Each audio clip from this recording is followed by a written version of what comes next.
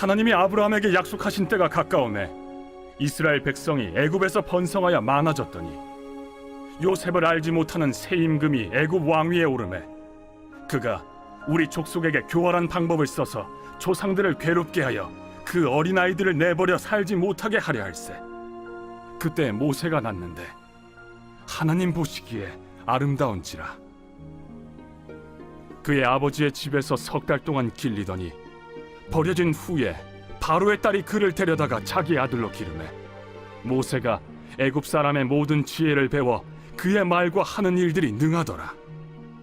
나이가 40이 되매 그 형제 이스라엘 자손을 돌볼 생각이 나더니 한 사람이 원통한 일 당함을 보고 보호하여 압제받는 자를 위하여 원수를 갚아 애굽 사람을 쳐 죽이니라.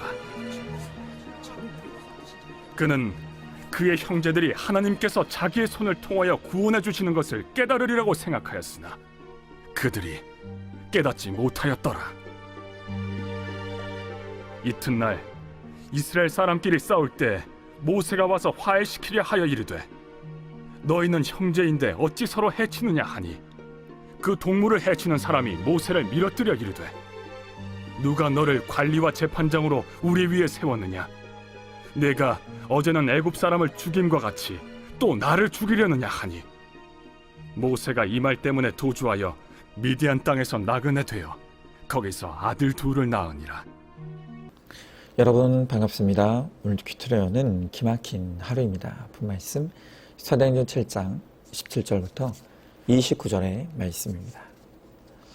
자, 지금 우리가 보고 있는 사도행전 7장은 스데반의 구속사 설교입니다. 구속사란 하나님이 죄인을 불러 회개하여 구원에 이르게 하는 모든 과정과 스토리입니다. 여러분, 우리의 인생은 구속사로 봐야만 모든 의미가 이해가 되고 해석이 됩니다. 자, 그런데 이 구속사를 이해하는 데 있어서 중요한 것은 세상적 관점으로 볼 때는 불행해 보이는 사건들이 하나님의 구원을 이루는 중요한 도구가 되어진다는 것입니다.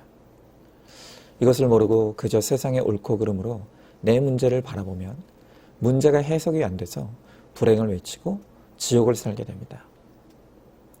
자, 이제 아브라함으로부터 시작된 스데반의 설교는 모세 이야기로 넘어갑니다. 이 모세 스토리를 통해서 하나님의 구속사를 함께 보도록 하겠습니다. 자, 먼저 첫 번째로 하나님은 구원을 위해 괴로움을 겪게 하십니다. 자, 오늘 17절부터 19절의 말씀에 하나님이 아브라함에게 약속하신 때가 가까우매 이스라엘 백성이 애굽에서 번성하여 많아졌더니 요셉을 알지 못하는 새 임금이 애굽 왕위에 오르매 그가 우리 족속에게 교활한 방법을 써서 조상들을 괴롭게 하여 그 어린 아이들을 내버려 살지 못하게 하려 할세 그랬습니다. 자, 오늘 여기 보니까 하나님이 아브라함에게 약속하신 때가 가까우매 그랬습니다. 여러분, 이 약속하신 때란 언제를 의미합니까? 이 때는 이제 이스라엘이 애굽을 떠나야 할 때를 의미하는 것입니다. 자, 지금 우리가 창세기를 통해 야곱의 가족들이 애굽으로 이주하는 것을 보고 있죠. 자, 그런데 하나님은 이미 야곱의 가족들이 애굽에 들어가기 전부터 그것은 영원히 거할 땅이 아니라고 하셨습니다.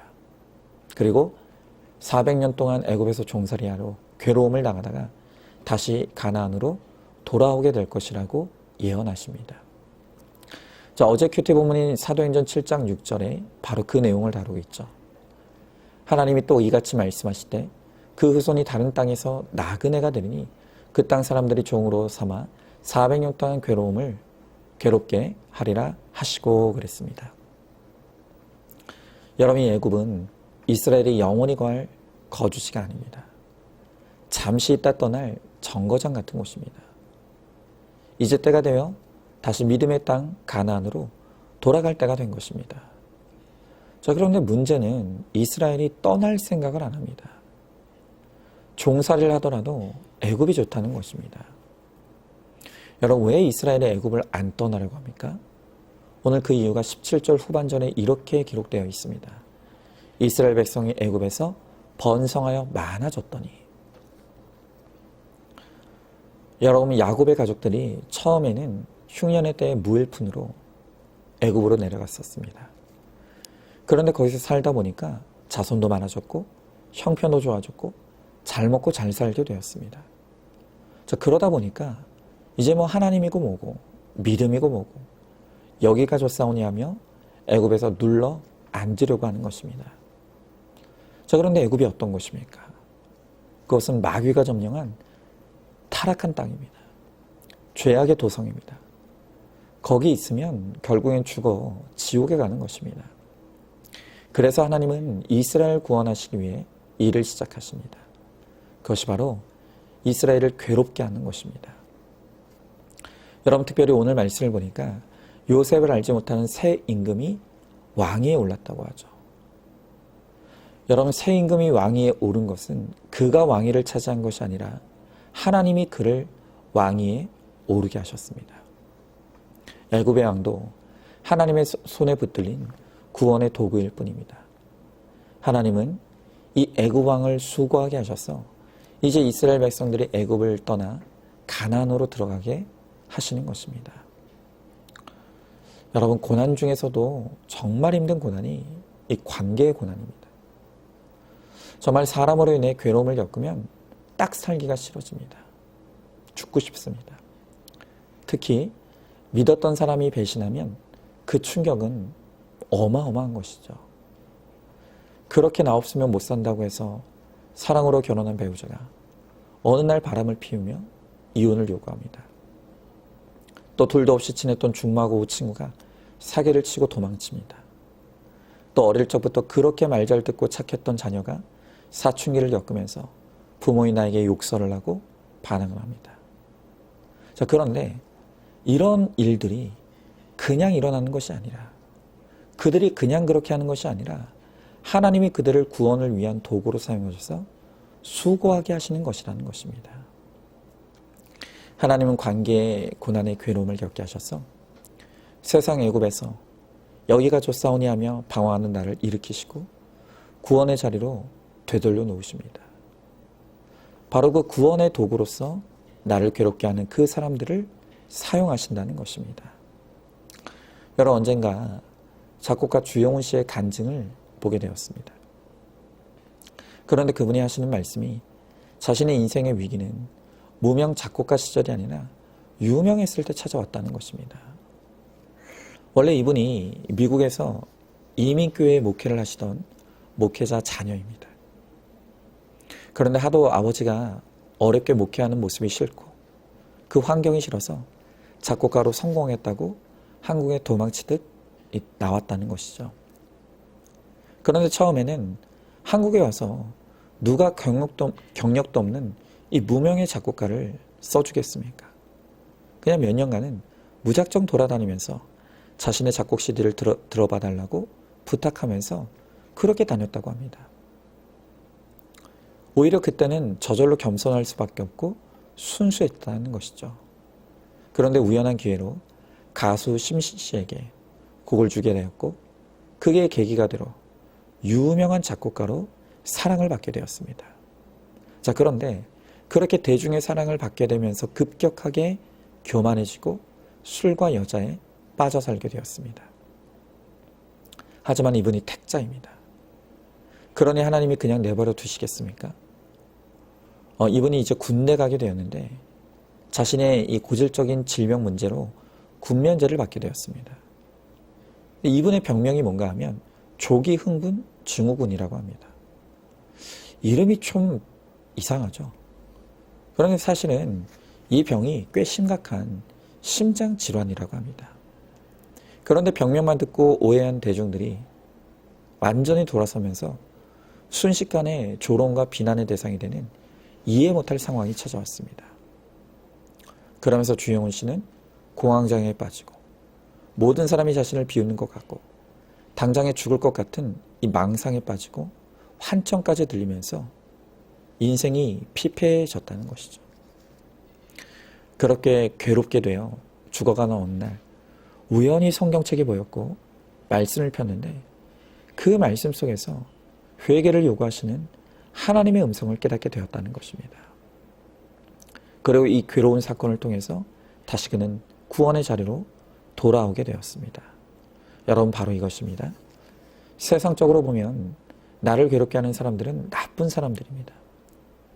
그러나 하나님은 그 새 임금들을 일으키시고 그들을 수고하게 하셔서 나로 하여금 말씀이 들게 하시고 주님께 돌아와 구원을 얻게 하시는 것입니다. 여러분, 그것이 해석되어지고 깨달아지면 누구도 원망할 것이 없습니다. 모든 것은 내 삶의 결론입니다. 그렇기에 오히려 나를 위해 수고한 그들의 구원을 진심으로 돕고 섬길 수 있게 되는 것입니다. 자, 한번 질문해 봅니다. 나를 괴롭게 하는 사람이 있습니까? 관계의 괴로움이 나를 회개와 구원의 자리로 부르시는 하나님의 사인이라는 것을 알고 있습니까? 그는 나를 구원하시고 거룩하게 하시려는 하나님의 손에 붙들린 도구일 뿐이라는 것을 깨닫습니까? 두 번째로 하나님은 구원을 위해 버려지는 사건을 겪게 하십니다. 자, 오늘 20절부터 22절에 그때의 모세가 낳는데 하나님 보시기에 아름다운지라 그의 아버지 집에서 10달 동안 길리더니 버려진 후에 바로의 딸이 그를 데려다가 자기 아들로 기르매 모세가 애굽 사람의 모든 지혜를 배워 그의 말과 하는 일들이 능하더라 그랬습니다. 자, 모세는 태어나자마자 10달 만에 부모에게 버려짐을 당하게 되었습니다. 물론 히브리의 남자아이들을 다 죽이라는 바로의 명령 때문에 어쩔 수 없이 그렇게 했던 것이지만 어쨌든 부모에게 버려진다는 것은 이 갓난아이에게는 죽음을 의미하는 것이죠. 그러나 모세의 부모는 모세를 버렸지만 하나님은 그를 버리지 않으셨습니다. 오히려 하나님은 모세가 버려지는 사건을 선하게 바꿔주셔서 하나님의 보호하심과 섭리로 바로의 수양 아들이 되게 하시고 훗날 이스라엘의 지도자가 될 수 있는 모든 지혜와 지식을 훈련하게 하시는 것입니다.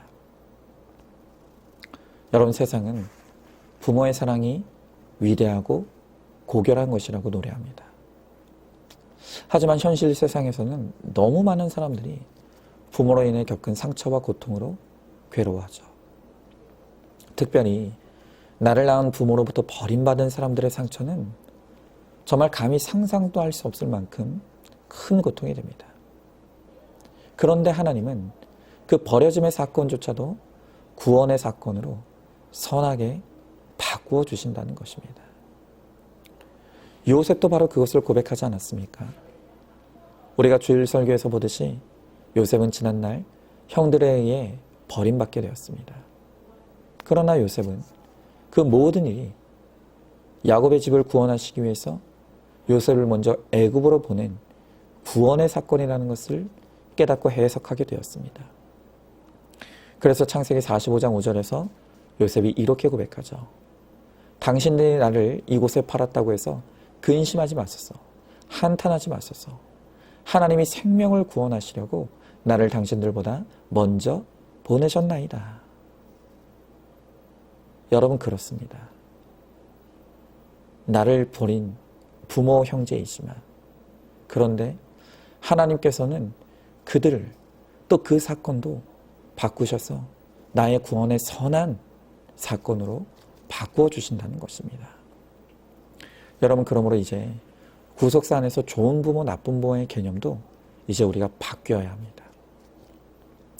그저 나에게 사랑만 주고 물질적으로 풍족하게 해주는 그런 부모가 육신적으로는 좋을 수 있을 것 같지만 영적으로 보면 오히려 그런 부모가 하나님을 만나는 데는 장애물이 되어줄 수 있다는 것입니다.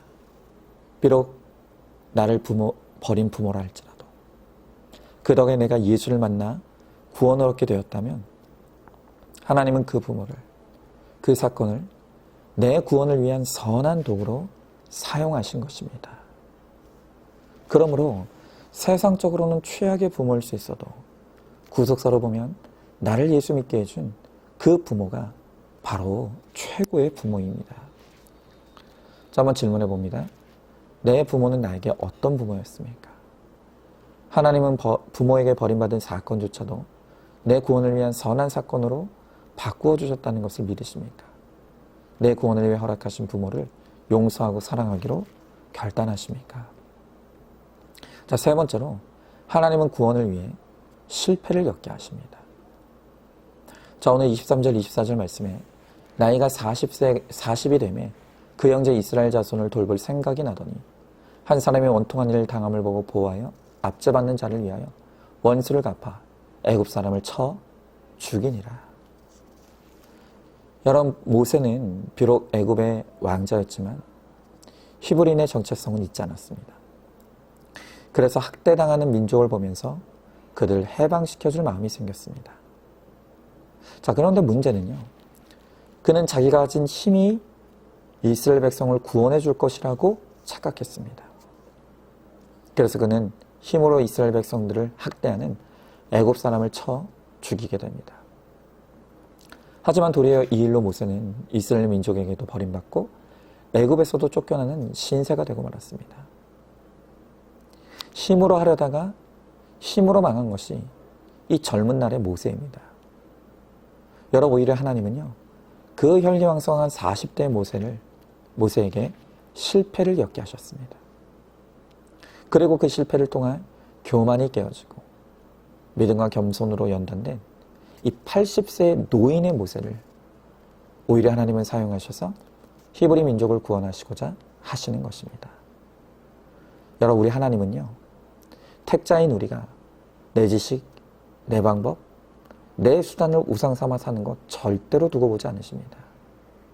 그리고 우리에게 실패의 사건으로 찾아오십니다. 하나님은 우리가 겪는 실패를 통해 우리 몸에 힘이 빠질 때까지 기다리십니다. 내 방법과 수단을 다 써서 더 이상 아무 수단과 방법이 남지 않을 때까지, 그래서 하나님을 찾고 구할 때까지 기다리고 계십니다. 여러분, 개인적으로 지금 저는 이 모세의 40대를 지나고 있습니다. 저의 지난 날을 돌아보면 저는 정말 혈기왕성했었고 제 열심과 지식으로 못할 일이 없을 것이라고 교만을 떨며 살았습니다. 그래서 이런 40대의 저에게 하나님이 허락하신 것이 바로 모세에게 허락하신 바로 그 실패였습니다. 여러분, 만약 이렇게 교만했던 제가 성공과 성취를 이루었다면 저는 틀림없이 더 교만해지고 목이 굳어서 자신을 우상 삼고 살다가 목사의 이름으로 지옥에 갔을 것입니다.